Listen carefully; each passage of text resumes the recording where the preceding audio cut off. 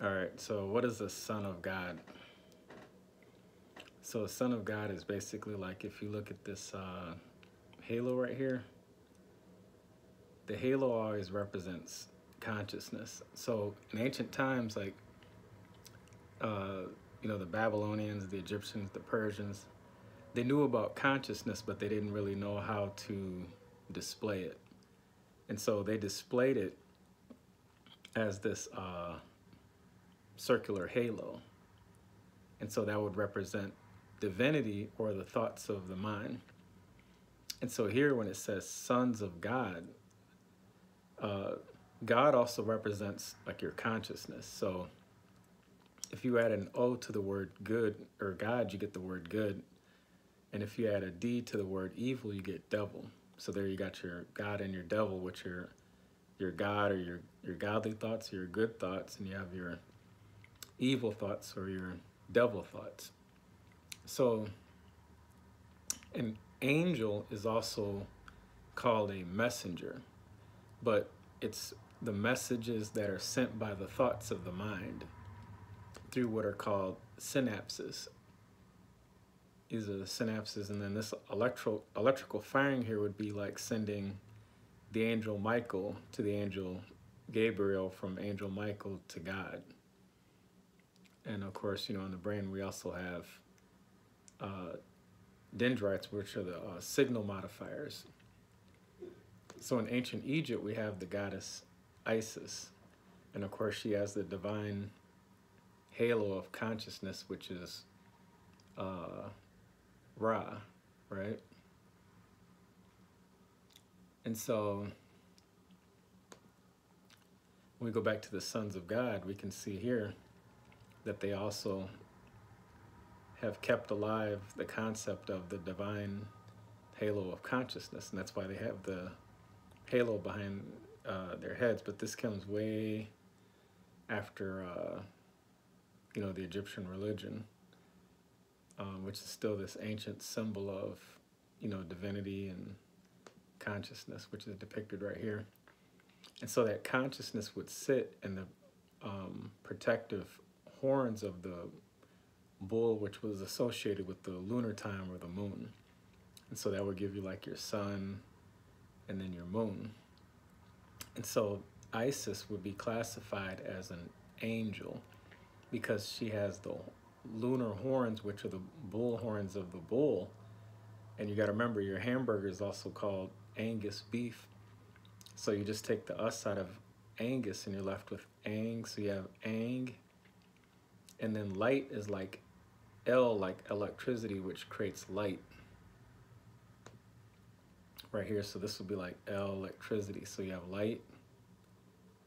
And then you have your horns, so that gives you your angel, which can also be an angle. And the reason why an angle is called an angle is because the Ang has the Ang in it for the Angus bull. And you can see this will be like the horn of the bull. If you can picture that, this is like the horn. And so that's like the angle, right, of the horns of the bull. And it makes kind of like an angle. And so all Isis did is she just took that angle of the bull and basically added it to her headdress to represent the sun and the moon and divine consciousness. And now you see why, like, even in the depiction of the golden calf, you still have the Angus bull with so it has bull horns here, and then it has bull horns on top of bull horns. Because remember, Isis wears the bull horns on her head with the circular disc of Ra.